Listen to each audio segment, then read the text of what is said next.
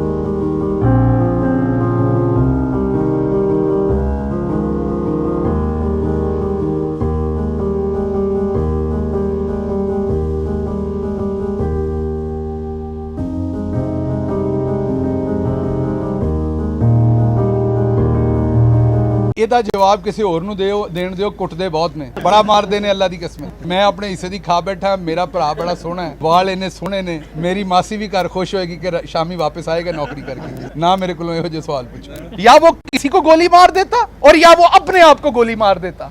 मेरा जाने से पहले उनसे सवाल है कि अरशद को, मुझे और आजम सवाती को इंसाफ दे के जाइए। मैं आपको खुदा की कसम खा के कहता हूँ कि वो चला गया वो अच्छा हुआ, वो शहीद हो गया वो अच्छा हुआ। उसको अगर नंगा करके मारा जाता वो खुदकुशी कर लेता। इतना गैरतमंद नहीं हूं जितना अरशद था, मैं उससे कदरे कम गैरतमंद हूं। अरशद को अगर नंगा कर दिया जाता, अरशद बाहर आके खुदकुशी कर लेता। यह मैं आपको अल्लाह को हाजिर नाजिर जान के, या वो किसी को गोली मार देता और या वो अपने आप को गोली मार देता। वो शहबाज गिल या आजम सवाती नहीं था, ये मैं आपको बबांगे दोहल बता रहा हूं। अगर आपको मेरे पे यकीन नहीं है, पूछें जाके खावर गुम्मन से। अगर आपको मेरे पे यकीन नहीं, पूछे उसकी मां से, अरशद की, उसकी बीवी से पूछे, उसके बेटों से पूछे कि क्या अरशद नंगा होके यहां पे फिर लेता। और मुझे समझ नहीं आती एक बात की, मैं सारे आला तरीन लोगों से पूछता हूं, जो भी ओहदे पे चीफ जस्टिस बैठा है वो मेरा भी उतना चीफ जस्टिस है। मैं भले अक्यूज हूं एक मुकदमे में, मेरे उतने ही मोहतरम है जितने वो किसी और शहरी के। हमारे फौज के आर्मी चीफ हैं, वो मेरे उतने ही मोहतरम है जैसे किसी और के हैं। अगर पीटीआई में कुछ गलत हो रहा है और आप शहबाज गिल साहब को उससे सवाल पूछ रहे हैं, तो असल सवाल इमरान खान साहब से बनता है, मेरे सरबराह वो हैं। अगर एफआईआर में जनरल फैसल साहब का नाम दिया जा रहा है, अगर हमें नंगा करने में आजम सवाती साहब या मेरे केस में जनरल साहब का नाम दिया जा रहा है, तो सवाल तो हमारा असल जनरल बाजवा साहब से है। सरबराह तो वो हैं मेरी फौज के, वो मेरे लिए उतने ही अहम है जितने किसी और के लिए। मेरे, क्योंकि वो मेरी फौज के सरबराह हैं, इसलिए मेरे लिए मोहतरम है। हमारी पूरी फौज जो है वो हमारे माथे का झूमर है, हमेशा हमने ये कहा, मैंने तो रिपीटेडली ये कहा। तो अब सवाल भी तो उन्हीं से करेंगे ना। अगर हमें वहां पर कोई तकलीफ है तो सवाल उन्हीं से करेंगे ना। तो मेरी उनसे सवाल है कि वो इस टाइम अलविदाई मुलाकातें कर रहे हैं।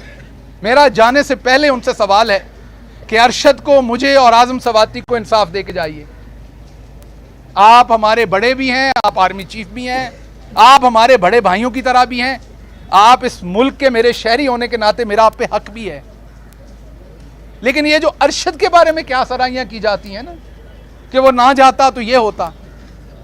मैंने जैसे पहले कहा कि जो हुआ खालिक ने ऐसे ही लिखा था, उसने और जीना नहीं था, क्योंकि जीने के लिए आपको थोड़ा सा बेशर्म होना पड़ता है हमारे जैसे मुल्क में। वो अरशद नहीं था। आप में से यहां खड़ा हर सहाफी दिल पे हाथ रख के बताएगा, कसम खा के बताएगा, जो कैमरामैन जो उसे एक लम्हे के लिए जानता है वो बताएगा कि वो इस मुल्क में जीने के लायक नहीं था। अरशद इस मुल्क के काबिल नहीं था। तो अल्लाह उसकी दर्जात बुलंद करे। उसने जहां जाना था वो चला गया। जो बच गए हैं वो इंसाफ मांग रहे हैं, उनको इंसाफ दीजिए। मेरे से अक्सर लोग पूछते हैं, गिल साहब आप बोलते नहीं, आप चुप हैं। मैं चुप इसलिए कि आप मुझे दिखा नहीं सकते। मैं हर हफ्ते 2-2 प्रेस कॉन्फ्रेंसेस करता हूं, आप दिखा नहीं पाते मुझे। अब मैं बोलता नहीं हूं, मेरे दिल में बहुत कुछ है, मेरे दिल में बहुत कुछ है। मेरे भाई आजम साहब जो है, उनके साथ जो हुआ मुझे बहुत तकलीफ, और बड़े भाई हैं मेरे। बस ये जहन में रखिए कि जो उनके साथ 2 घंटे के लिए हुआ, मेरे साथ वो हफ्तों हुआ। मेरे पास बहुत कुछ है, लेकिन मैं अपने मुल्क के लिए, मैं एक लार्जर इंटरेस्ट के लिए चुप हूं। अगर मैं बुज़दिल होता तो मैं भाग जाता। उतना गैरतमंद नहीं हूं, मैंने पहले कह दिया, जितना अरशद था, लेकिन कुछ ना कुछ गैरत तो रखता हूं मैं भी। इसलिए ना आप मेरी बात दिखा सकते हैं, ना मैं बोल सकता हूं। बेहतर है ये जख्म यहीं सी दिए जाएं तो बेहतर है। सिर्फ मैं इतनी बात कहूंगा कि खुदारा जो जहां जहां बैठा है, जो इस मुल्क के मुस्तकबिल का ज़ामिन है, वो देखे कि इस मुल्क में एक हीरे जैसा लीडर है इमरान खान। आपको सियासी इख्तलाफ होगा, तो उसको दिन दहाड़े गोलियां मार दी गई हैं, कोई उसकी FIR दर्ज नहीं कर रहा, कोई उसका पुरसाने हाल नहीं है। मैं तो ये एक्सपेक्ट करता था मेरे ऑनरेबल चीफ जस्टिस बंदयाल साहब जाके उनका पता लेते, उनकी तीमारदारी करते। मैं सियासत की बात नहीं कर रहा, ऑफ कोर्स वो गैर सियासी, उनकी पोजीशन ऐसी है, लेकिन बीमारी, तीमारदारी, मौत, जिंदगी, इससे तो नहीं बांटा हुआ। क्या हम शादियों पे नहीं जाते एक दूसरे की? तो उनकी तीमारदारी करते, उनका हाल पूछते, उनसे सुनते कि हुआ क्या है। बजाय अदालत में उन्होंने एक स्टेटमेंट दी और पुलिस ने ऐसे FIR दर्ज कर दी जैसे वो लावारिस हैं। एक तो खुशी भी हुई है कि आप बहुत अरसे बाद आपसे क्वेश्चन आंसर कर रहे हैं, क्योंकि हम कहीं नहीं मिला। फिर ये बताएं कि जिस तरह फैसल वाड़ा साहब ने बहुत सारी बातें उन्होंने इल्ज़ाम लगाए, पार्टी कुछ लोगों को तो पार्टी से निकल चुका है, लेकिन अभी भी वो खान को जिस तरह आप लीडर मानते हैं, वो भी लीडर मानते हैं। लेकिन आप ये मानते हैं कि जो गिल साहब बता रहे हैं कि उनके आगे पीछे जो कीड़े हैं या जो भी वो नाम देते हैं, बाकी इस तरह लोग हैं कि वो खान साहब को गला रहे हैं और पट्टी से दूसरी तरफ लेके जा रहे हैं? देखिए, जब मैं जेल में था तो फैसल वाडा साहब ने इस्लामाबाद के बहुत सारे मोतबर सहाफ़ियों को, आप कहेंगे तो मैं अलग से नाम भी बता दूंगा, मिलके ये कहा कि गिल साहब इस्टेब्लिशमेंट के एजेंट थे। कुछ को ये कहा कि वो CIA के एजेंट थे, और उनसे कुछ कागजात बरामद हुए जो एज एजेंट उनके पास थे। ये उन्होंने कहा। तकलीफ हुई मुझे सुन के, इकट्ठे काम किया हुआ था। अरशद से जब मेरी आखिरी बार बात हुई तो ये बात भी डिस्कस हुई। मैं अक्सर उससे मशवरा कर लेता था किसी बात का, कुछ समझ ना आए तो उसने मुझे कहा कि जो फैसल को अच्छा लगा वो उसने किया, जो आपको अच्छा लगा वो आपने किया, लेकिन होता वो है जो मौला को अच्छा लगता है। तो अब बस सर नीचे फेंक के जो आपका अल्लाह पे एतकाद है अपना काम करें, बाकी आपकी किस्मत में क्या है वो अल्लाह ने लिखा हुआ है, वो उसको फ़ैसला करने दें। तो मैं आपके जवाब में यही कहूँगा कि फैसल भाई ने जो किया वो उनको अच्छा लगा, जो उन्होंने मेरे बारे में कहा मैं उनका बड़ा शुक्रगुजार हूँ।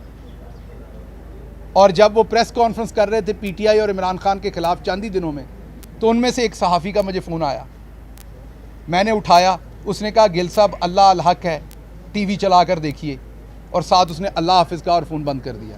और जब मैंने TV चलाया तो वो प्रेस कॉन्फ्रेंस लगी हुई थी, तो वाकई अल्लाह अल हक है। सर, आपने बात की आर्मी चीफ की तैनाती के हवाले से मुल्क में एक हैजान जो है वो बर्पा है। आप लोगों ने 26 तारीख का इंतखाब क्यों किया? क्या आप भी आर्मी चीफ की तैनाती पर जो वो प्रेशर डालना चाहते हैं? क्या आप नहीं समझते इस हैजान में तहरीक शरीक है? ਇਹਦਾ जवाब किसी होर ਨੂੰ ਦਿਓ, ਦੇਣ ਦਿਓ, ਕੁੱਟਦੇ ਬਹੁਤ ਨੇ, बड़ा मारते ने अल्लाह की कसम। मैं अपने हिस्से की खा बैठा, मेरा भरा बड़ा सोहना है, वाल इन्ने सोहने ने, मेरी मासी भी घर खुश होएगी कि शामी वापस आएगा नौकरी करके। ना मेरे को यहो जो सवाल पूछो। गिल साहब ये बता दें कि एक तरफ तो आप लोगों ने 26 तारीख की खान साहब ने ऐलान किया है पिंडी में, तरफ की इंग्लैंड की टीम जो है वो पिंडी क्रिकेट स्टेडियम में खेलने आ रही है, और एक सिक्योरिटी खदशात का कहा गया है कि अगर वहाँ पर फैज़ाबाद जो आपने मकाम चूज़ किया है, वहाँ पे अगर आप लोग धरना देते हैं तो ये जो मैच है ये सीरीज़ कैंसिल होने का खदशा है। तो क्या आप लोग इस पर कोई स्पॉट चेंज करने पर नज़रसानी आप लोग करेंगे कि मैच भी डिस्टर्ब ना और आपका जो एक एहतजाज है वो भी चले? देखिए, बात ये है कि ये तो होना ही है कि अब इमरान खान ने फ़ैसला किया है तो हर चीज़ इमरान खान पे डाल दी जानी है। उस दिन के हिसाब से आप देखेंगे ऐसी ऐसी चीज़ें निकलनी हैं जो आपने पहले सोचा भी नहीं होगा। तो वो हमारे मेहमान हैं जो क्रिकेट टीम आ रही है, पाकिस्तानी कौम बड़ी मेहमान नवाज है। ये बिल्कुल दुरुस्त है कि पहले दुश्मन ममालिक ने हमारे यहाँ क्रिकेट को बंद करने की कोशिश की, लेकिन उसमें कभी भी कोई सी पाकिस्तानी की शरारत नहीं थी, दुश्मन ममालिक की थी। तो पाकिस्तानी कौम वो 26 के उस धरने में हो, एहतजाज में हो, या वो कहीं और अपना काम कर रही है, वो सारी आवाम जो भी टीम आएगी उसको रिस्पेक्ट भी करेगी, ऑनर भी करेगी और उनका एहतराम भी करेगी। तो मेरा नहीं ख्याल इन दो चीज़ों का कोई आपस में लेना देना है। शुक्रिया जी, थैंक यू।